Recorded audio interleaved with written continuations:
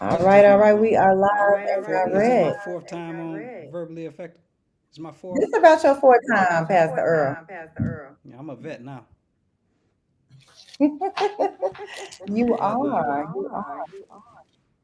Look, I just got to get you to agree to do a radio show over here at Magic 807 Radio.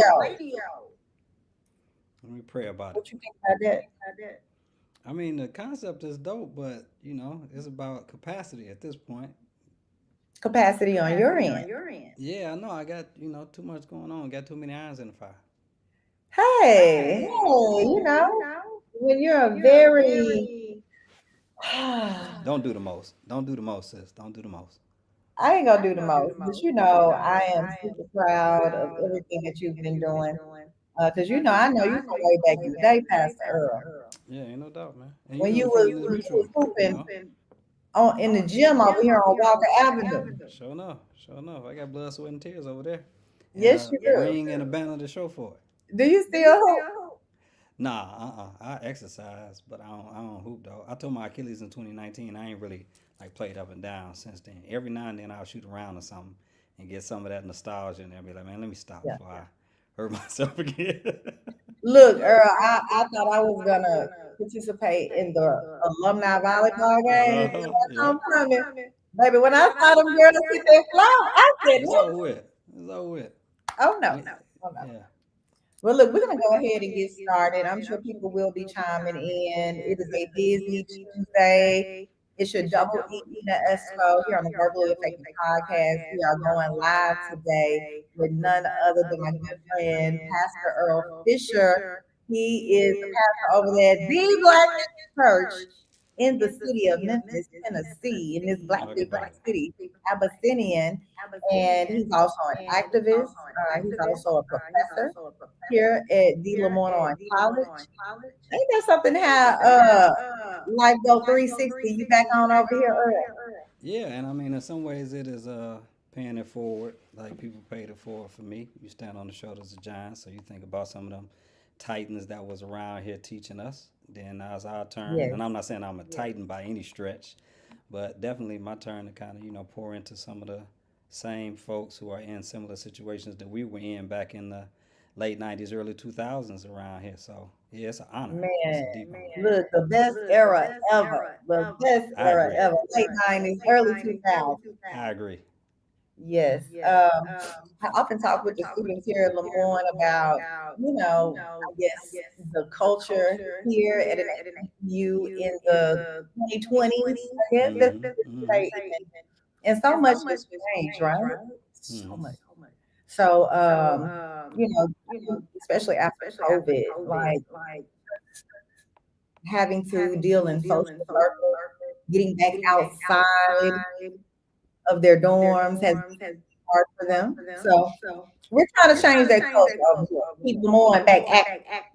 Yeah, I mean, but I think with as much that has changed, the significance and the necessity of the HBCUs is just as prevalent today as I would say, Yeah. at their founding really, but also at like the height of like the civil rights movement, Black Power movement, where a lot of these institutions were helping to train and cultivate people who were ushering us into an era of progress and productivity that we've seen be snatched away from us in the last several weeks with a series of public Oh, policies. So, if you talk to students around HBCU campuses now, a lot of them, and I'm not saying that even at its heyday, the vast majority of students were socially conscious, but I think even by students' own admission and testimony, the consciousness is not there now like it once was. And so our challenge is to make sure that we continue to put conscious people in front of these emerging leaders so that they can have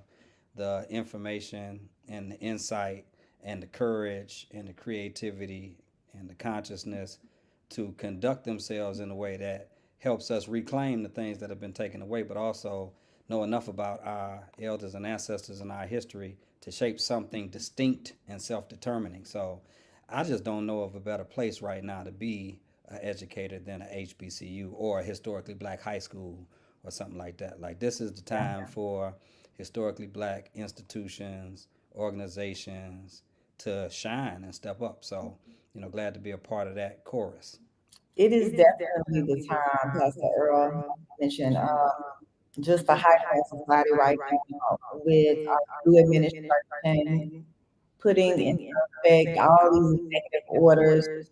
We're seeing ICE hit our front door here in Hmm. Memphis. Did you see what happened yesterday at Yep. Paco and Ghana's? Am I saying that right? Yeah, yeah. I mean, it's tragic, right? And I think those of us who care about justice and equity and civil and human rights understand the danger and the severity we're in. And many of us were trying to warn our brothers, sisters, friends, kin, and comrades of other ethnic groups of what Yeah. might happen if we didn't handle what we needed to handle in November. And so now here we are. And if you got, think about it at Lemoyne, there's all kind of ethnicities here. And so you Oh, got it is. students who are of Mexican heritage, of Latina descent.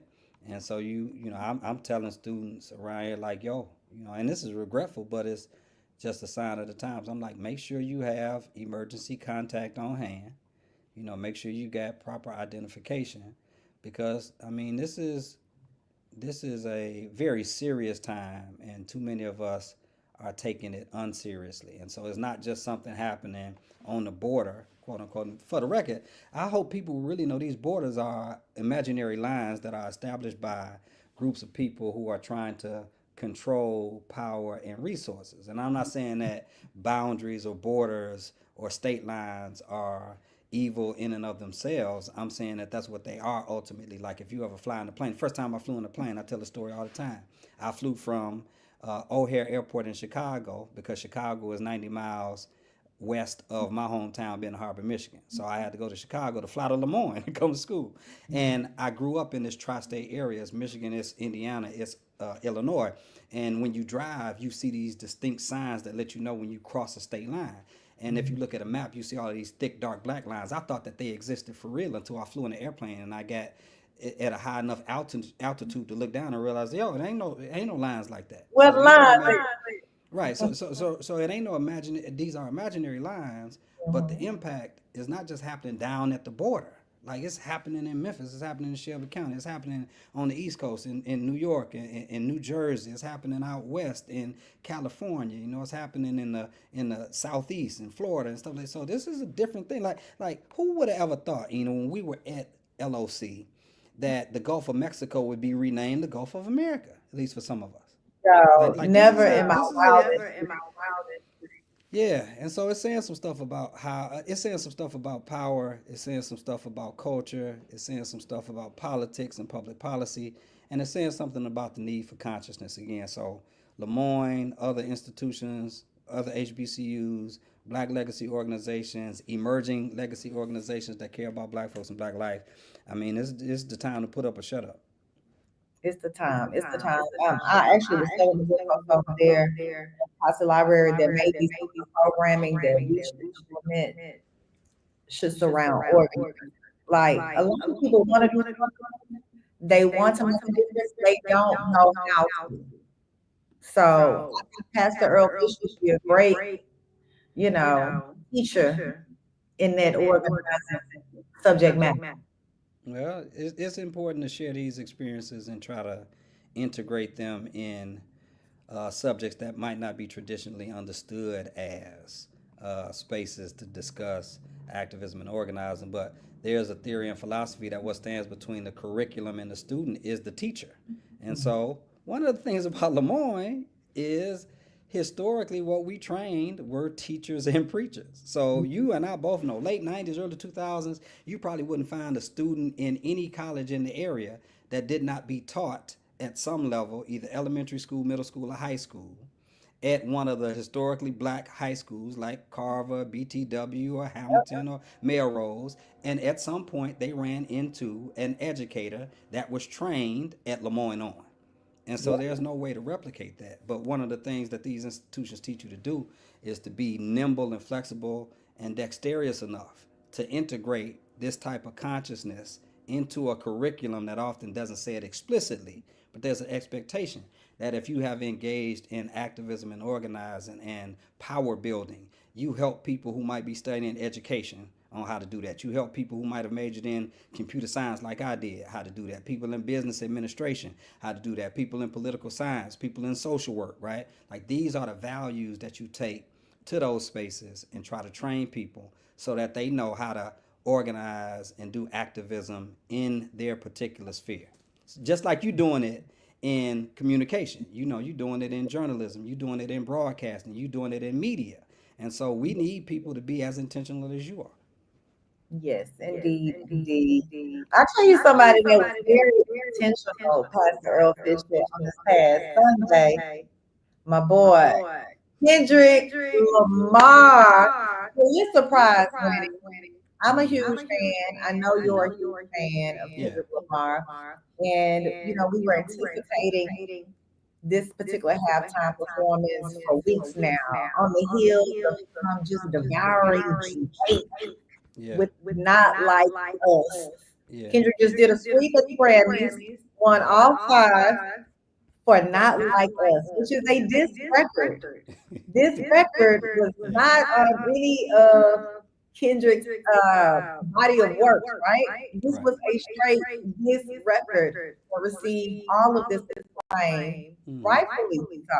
Rightfully so. I'm still a Drake fan, Yeah. but Kendrick, baby, Yeah. Kendrick just nailed put the nail in the coffin, as you say, right? Yeah. I don't think we have seen a artist of Drake's caliber be drug for filth Man, to this level, especially on a stage like this. And I'm like you. This ain't me saying, and I appreciate you saying you still a Drake fan. And here's why. I think the culture, the macro culture, right? The white consumer culture and consciousness has shaped us to parrot and mimic their values. And so we can't appreciate the diversity of expressions in black art and black entertainment. And so what people are doing now, they're digging their heels in. They feel like they got to do the either or. It's not much different than like the LeBron and Jordan debate, yeah. right? Everybody should be able to pick their preference and they should be able to articulate what criteria they're using when they say this is why this person is better than this person to me. But that doesn't mean you shouldn't be able to appreciate somebody else. So I hate when somebody Drake is trash. That's just not true. He's a great artist. Now, I would take some issue to where people might rank him as a lyricist because of the ghostwriting stuff. But as an artist, it ain't no question. He has had a significant impact on countless artists and rappers and other people too in other genres, right? So he's definitely contributed to music as an artist. I would prefer uh, Kendrick over Drake because I am one who is much more lyrically driven and much more conscious in my appetite for music. And that's why I think K. Dot was perfect when he said, y'all picked the right time, but the wrong guy. Because But I the think he wrong understood the magnitude. He understood the magnitude of the moment. And this is not to say that his and I hate this. I hate this. Like anybody who says his show is trash, I think you might be saying more about yourself than about him. Anybody who's saying that you weren't entertained, I think you are misinterpreting the moment because right. this was definitely about a cultural icon taking advantage of a global stage and sending shockwaves through the culture that advocated for a black consciousness and, as he said, the revolution. Now, we can argue about whether or not this was the revolution. And I feel like it would have been perfect for me. This is a personal preference. If he would have snuck a New Orleans artist in there as a feature, some kind of way. But I understand the dynamics, the street beefs, and all this other stuff, and then the Lil Wayne and Wayne's relationship to Drake and all of that. But Right. It's a lot pound for of pound, all in all, it was just a great performance, and as is expected, when somebody puts this level of content and art before a stage like that, there's going to be mixed reviews, and then people are dissecting it, and then now we got to discuss it. And now we have to discuss it because I will say that it seems like if you're just scrolling down Facebook the night of the halftime or the night of the Super Bowl after the performance, people would split down the middle. Either you got it or you didn't. Mm-hmm. Either you saw the messaging, the symbolism, or you didn't. Or it may have, I think people wanted to be entertained in Beyonce fashion. They wanted the Michael Jacksons of the world. But that is not what we got. If you know Kendrick as an artist, um, he definitely brings, I would say, the choreography from another standpoint because Mm-hmm. the way that they shoot Kendrick and the way the visuals are going to come across the people Mm-hmm. looking at it on television is different from probably how they viewed it at the Yeah, Super if Bowl you as were there. well. Yeah. It's that cinematic type feel, right? Yeah. He gives us great visuals. Yeah. But I agree with you. It would have been nice to see somebody representing New Orleans because I love me some Young Money, Cash Money, and Mm-hmm. Miles Yeah. Brown. No limit. Yeah. I thought he would have, sneak Mac Master P out there was or present. Fiend or Mia X or yeah. Yeah, yeah. But I believe like as many times that they have had Super Bowl in New Orleans, they've never had Lil Wayne, and I think that's Yeah. for a reason. Yeah. I mean, I think people think sometimes just because somebody makes good music that they are made for a stage like that. And I didn't mean like I'm not saying that Lil Wayne would have been horrible, right? But if you think about the moment, earlier we were talking about all of the stuff that's happening in our society. I think it was perfect. It was serendipitous in a sense for him to be on that stage at that time. And even though I think part of what rose him to this level in this moment was the whole beef with Drake back and forth, Yeah, he was still able to produce a type of show and a type of presentation that spoke more deeply to some of the concrete, complex, controversial realities that we are dealing with. And so, for instance, I pointed this out to my wife Denise, right? So, think about the border. We talked about that earlier, and the relationship between the United States and Mexico right now. One of the things I think may have been lost on people, and I might be reaching, right? I'm gonna be honest. I know sometimes we interpret, and good artists like that. You're gonna interpret stuff that the artist never intended. So to see all of these folks getting out of this car right. when black folks be like they packed in there like some Mexicans, Mm-hmm. right? So the irony there, or maybe the intentionality there, is something that's beautiful. The Uncle Sam trope, right, with Yes, Samuel L. Jackson, and yes. the narration, and the whole notion of a game, with it being Super Bowl, and then The the Great PlayStation American kind of Game. joystick feel and vibe. Right. I mean, when you look at the layers and the texture of that, I don't know how you can appreciate it for what it is. And I think part of Kendrick's point would be, this ain't the time to be entertained. This is the Yeah, time to be educated. definitely. I mean, there's so many directions we can go with the Super Bowl performance, but as you mentioned, the Uncle Sam trope, uh, representing the government. He was narrating Kendrick's performance from beginning to end, right? Starting off with an introduction, and then even told Kendrick, "Whoa, slow down, that's a little Yeah. too ghetto." Yeah. Yeah. That's more puppet strings of them trying to control us, right? Mm-hmm. Kendrick slowed it down, got deeper, and then he sped that jump right back on. Yeah. In a Yeah. sense, you cannot control me. Right. So you would have to know enough about the historical dynamics between, you know, artists and music. I mean, you have to look at Nina Simone, somebody like that. You had to look at Marvin Gaye, somebody like that.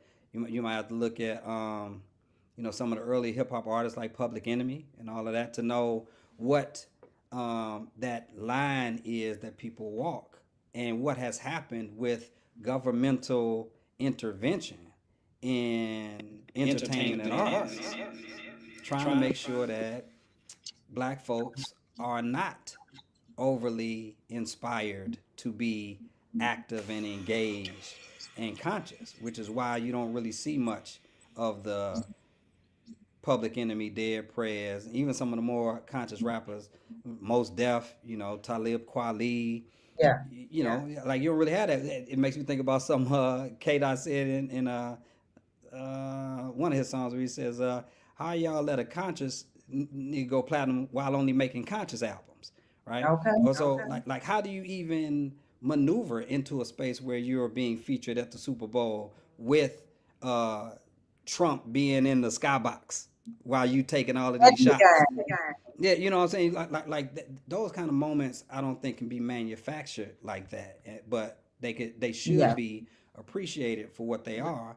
And this hot take culture where everybody trying to hurry up and get a hot take on what's happening. Sometimes when you have art like this, you should just sit with it for a little while and let it digest, because it wasn't about just entertainment, and it just wasn't the moment for us to be entertained, because it's fair to suggest we've been entertained into a position and posture of disengagement. We've been put to sleep.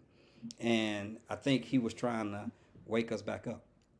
Right. Even when you look straight down onto the field, it began with one of Netflix's biggest shows, Squid Game. Yeah. It was like the board for Squid Game. So we're entering the game now, right? Still going on with this thing. If you know anything about Squid Game, you know that it's survival of the fittest in Squid Mm-hmm. Game. So for like a lot of us African Americans out here, we really trying to survive in this new administration. We've been trying to survive. Let me take that back. We've been trying to survive under these set of Yeah. rules from the government, right? Right.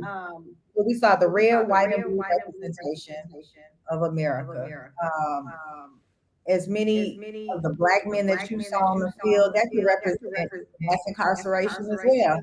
The way Mm-hmm. that all of these repeating themes were going throughout the Super Bowl halftime performance really put Kendrick on another level to me. Like when I think that I've digested everything from that Super Bowl performance, I look back and I see something new. I see something Yeah. new every time that I look back. Also, the American flag. What did you think about the depiction of the flag and Kendrick kind of dividing it at some point? Yeah, so I think there's a few things that you said that I want to try to comment on, because true to form for good art, there's a lot there. We ain't even gonna be able to dissect it and digest it all in our conversation and dialogue today. But I didn't watch Squid Games, but I Mm, was familiar with some of the imagery and some of the undertones. I told Denise, I was like, I think that's Squid Game. She's like, I don't know. And then yeah, come to find out, yeah, people are drawing that out too. One of the things about Squid Games is it is a rich poor kind of thing yeah. too. So you bring in Classic. class and socioeconomic status in it. And then most of the people who were being played in Squid Games didn't understand the game, Hmm. right? Like they didn't know what was happening, right? But they were literally suffering. Some of them being killed because of that. And to think about how that correlates to what is happening now, like there's some genius there. You ain't got the cape for them, but you shouldn't hate on them. There's some genius there, whether that's your cup of tea or not. The flag piece.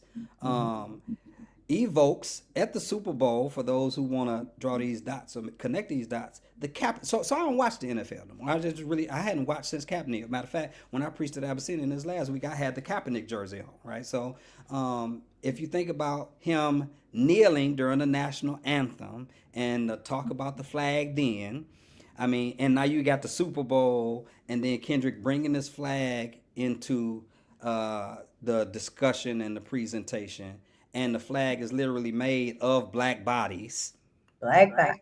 right? And for those who might know something about Fannie Lou Hamer, who says that flag got black blood dripping from it, right? So that's there. And then the colors of red and blue, Kendrick being from Compton, LA, Cali, the Crips and the Bloods, who basically united under this notion of they not like us. Yes. All of these things are angles and aspects of the artistry that was presented to us. And if for nothing else has caused us to have to commentate and converse about what it means, I just hope we don't stop there. I hope it's just not us doing the exercise of um, deconstructing the art. Like, what does it call forth in us? What does it cause us to want to do?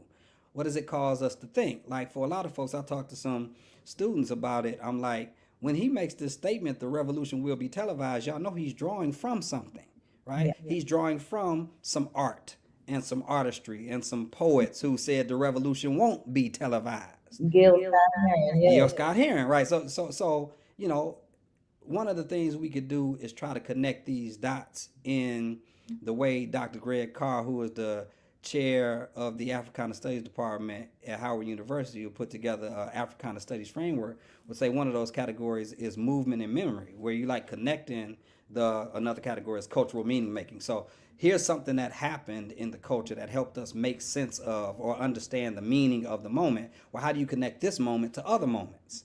And so now you connect him with the last poet. You connect Kendrick with the last poets and Gil Scott Heron and their notion of revolution or the Black Power movement. And you could even connect this Super Bowl performance with Beyonce's Super Bowl performance when she was evoking Black Panthers and stuff like that, right? So there's something to be said about that kind of momentum of memory.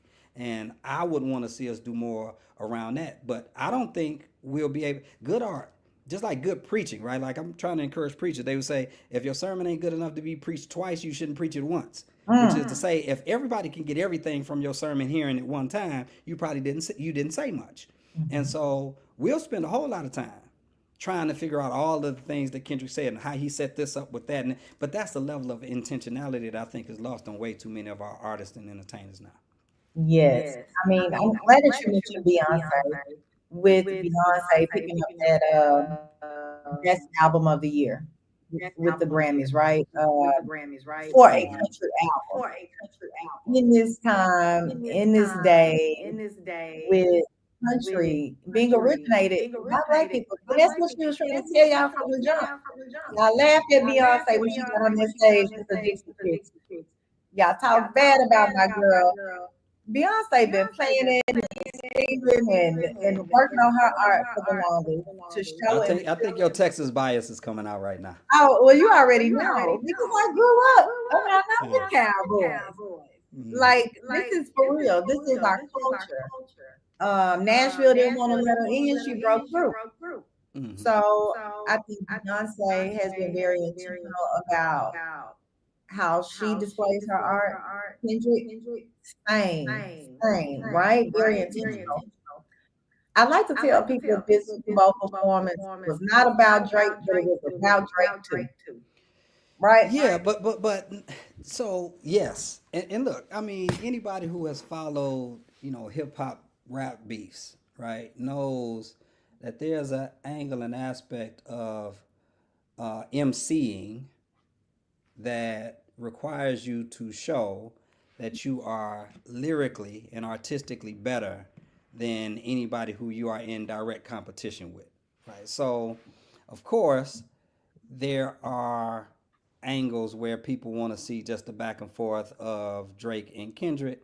But I think beyond that, what we see happening are two cultural icons who represent different positions and postures within hip hop. And one is much more commercialized. Like Drake is much more commercialized. And that's not me throwing shade at it, right? Like this is much more pop stuff. Kiki, do you love me? Are we riding? That sort of stuff. And yeah, right. I think that's probably why Kendrick was like, keep making me dance, waving my hands, and it won't be no threats. Okay. Right. And then Kendrick's angle is that he is much more rooted and grounded in Black culture and Black community, where he's painting Drake as a culture vulture.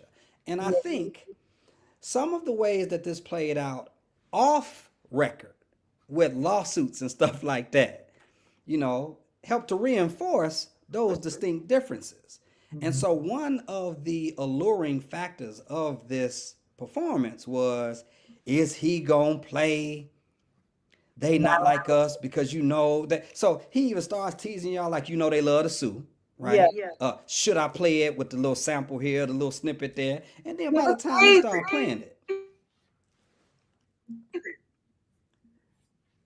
look, by the time he started playing the song for real, the way that the entire audience is singing along with this, and the way he smiles in the camera. You know, you talked earlier about the cinematic value of it, like the either the strategy or the presence of Yeah, mind to look straight in the camera, like, "Hey, I'm about to say the part that you think I shouldn't say, and I'm saying it straight. Say Drake, I hear you like I'm young. You better not ever go to child." and he The artistic found. value in that. It was a sinister smile, right? Yeah, And those are the things that help signify and accent the moment all the more.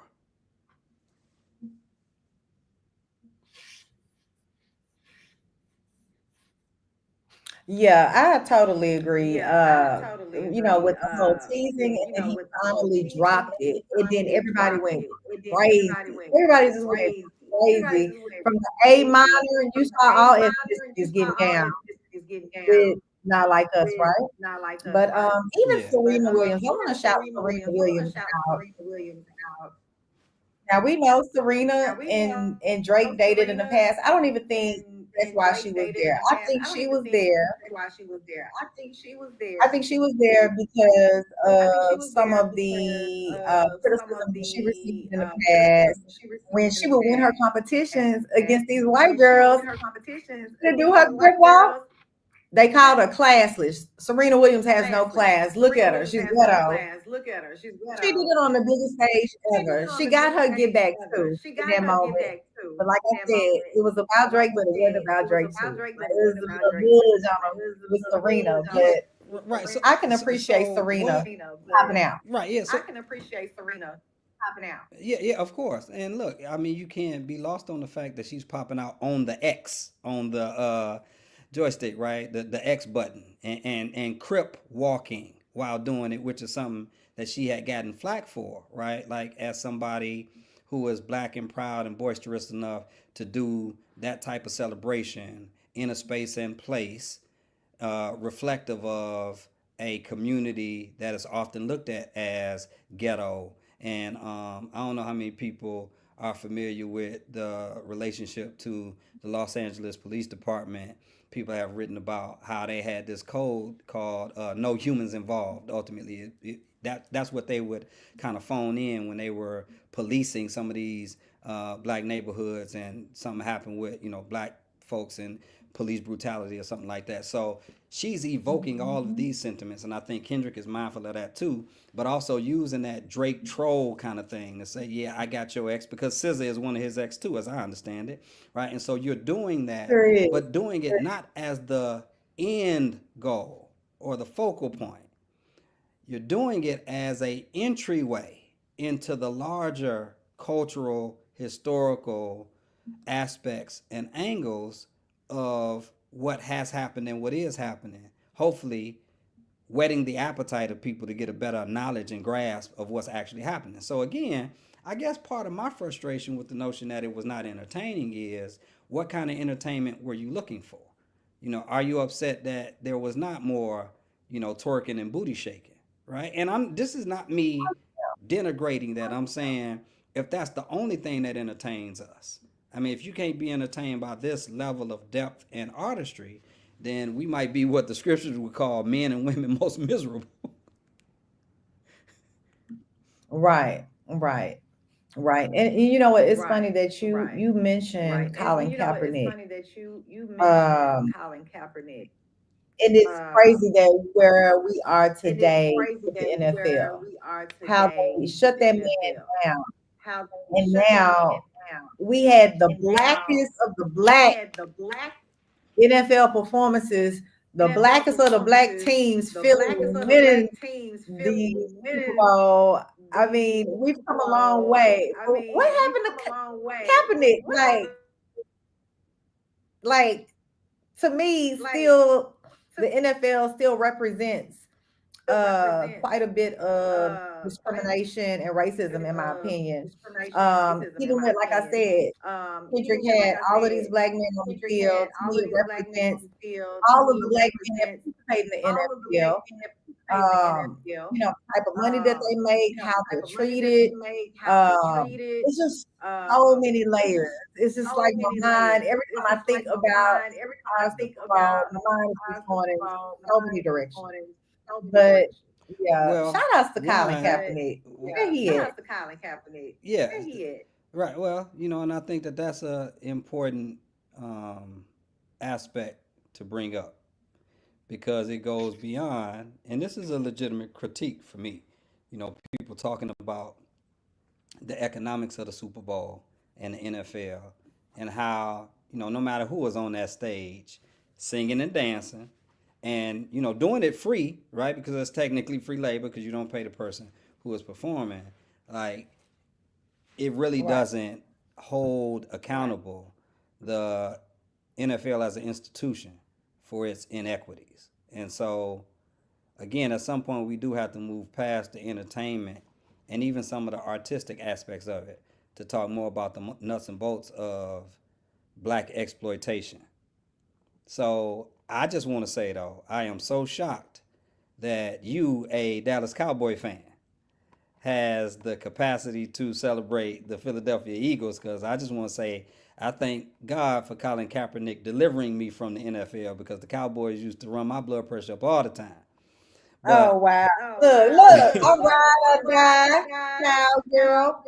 yeah, With the Super Bowls, I like to choose the side. So I was going with the Eagles. My baby, my 11-year-old Eli, he was a big Eagle fan. So I yeah, was riding with the Eagles.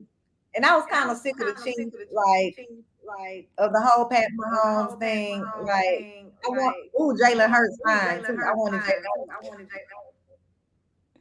well, I'm not going to, tell Mr. Cole what you just said on your live stream. He I'm sure probably he's going to watching hear it for that. himself. Everybody know Jalen Hurts fine. Don't play. My brother-in-law But Marvin is a Philadelphia Eagles fan too, so I know he's been on cloud nine since Sunday. you know who else is a big Eagles fan? Our girl Maisha from Little Rock. Mimi. Mimi is a Oh, Mimi huge is okay. Eagle fan. She's Yeah, always been one. So she on cloud nine. She probably won some money too. Yeah. yeah, yeah. But I enjoyed the Super Bowl. I was happy for the Eagles. I was ecstatic and just continuing to find something new in Kendrick Lamar's performance. I think he did a wonderful job. For those that did not enjoy his performance, I hope they get a chance and an opportunity to look back at it and really digest and dissect his intentions of their performance because you're blind if you can't see one message from Kendrick's performance. Yeah, I agree. And I mean, I would say you blind if you can't see several of them. Several of them were obvious enough to be captured, which is why I don't buy the argument that everybody who didn't like the performance just didn't catch the symbolism or the messages. I mean, they probably caught it and then just feel the way that they feel about it, either because of their relationship to Drake as an artist and them trying to be territorial and dig their heels in, or because, as some of them have said, they just wanted something more entertaining. Maybe they wanted something less conscious. But the irony of that is that tug of war was embedded in Uncle Sam's commentary Yes, and it how was. they are puppeteering our appetite for conscious or more amusing kind of artistry. I hope people sit with it. There's a sister, I don't know her name. I hate that I'm not doing her justice, but she actually put like a syllabus together of sorts, so like a classroom kind of conversation that started going real viral, right? And I just think that those things are helpful because ultimately art is not ever supposed to be done just for art's sake. It's supposed to evoke some kind of emotion and some type of action in us. And I Yes. would hope that we would move beyond just the deconstruction and the pontification and the analysis of it all. But take whatever good we can find out of it, apply it to our local individual and communal context and try to move it forward. So if you are able to teach something on this, then teach it. If you are an artist putting some artistic expressions together, try to be as thoughtful as this brother clearly was. And I'm saying that to faith leaders and preachers too, right? Like let's pay closer attention to symbols and symbolisms and signs and stuff like that. What does it mean if you are pastor in a black church and you got a white Jesus in your sanctuary? What kind of image is that evoking? What kind of ideology does that promote? What does it mean if you thinking Jesus was a blonde hair guy with blue eyes and white skin when there are scriptures that verify that that's just not the case? But some of us just don't even dig that deep. I put out a post. I'm like, we're going to be talking about Kendrick stuff, for better or worse, for the next several days. And regretfully, too many preachers haven't put 1/10 of the thought into what they going to say on the average Sunday as this brother did for a 13-minute show. So, hopefully those who are curating music and other forms of art are being equally as intentional, and hopefully we can infuse our community and especially the next generation with enough inspiration and insight to have marching orders that would leave us in a better condition than we are right now. Pastor Earle, has the revolution begun? So if you know anything about the Black freedom movement and the Black resistance movement and the Black prophetic tradition, as I have studied, you would know there has always been a revolution and resistance going on ever since there has been some oppression. Our people have never wholesale gone along just to get along. And it has never really been about our integration into a larger kind of imperial project of America. It's always been about a level of self-determination and freedom and autonomy communally to be able to decide for ourselves what our destiny ought to be as we believe God has designed it. And so, yeah, it's begun. Like, it started a long time ago. And I think it helps us move forward in that same direction and thrust when we have taken some time to not just sit with the contemporary moments and expressions that speak to some notion of revolt or revolution, but some of those previous ones, and let's just try to figure out how to take the best and the brightest from those moments and build on them now. Yes, sir. Yes, sir. Well, I want to thank you for joining me today for a live edition of the Verbally Effective Podcast. Let everybody know how they can continue to follow your journey and come and check you out at the Blackest Church in the city of Memphis up there at Abyssinia. Yeah, so you could always check out me on Instagram at pastor_Earle, that's EARLE. On Facebook, Earle J. Fisher or Reverend Earle J. Fisher, PhD. On Twitter, no, I'm not calling it X, on Twitter, at pastor_Earle, EARLE.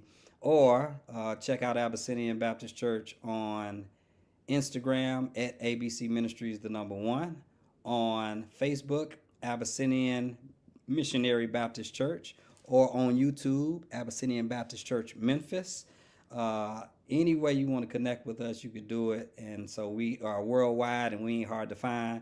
I just want to say I think I am a vet on Verbally Effective now. Yes, I think I got some of the highest, I've been back the most times, you know what I'm saying? So I'm going to invest some stock in Verbally Effective, okay? You know what I'm saying? Yeah, I got you. But thank you for all that you're doing, sister. And I always appreciate you allowing me to have some conversation with you about the very vital and important things that are happening in our community. So I appreciate you and keep up the good work, my LOC sister. Thank you. I appreciate you too. Look, I appreciate you too, my brother. And I'm trying to get you to get a show over here in rotation at Magic 807 Radio. Okay? Keep us in your prayers. That's coming in your prayers. All things in God's time. Yes, thank you, Pastor. You have a good Tuesday. You too. Peace and love, everybody. Hit that like, hit that share, and we'll see you soon.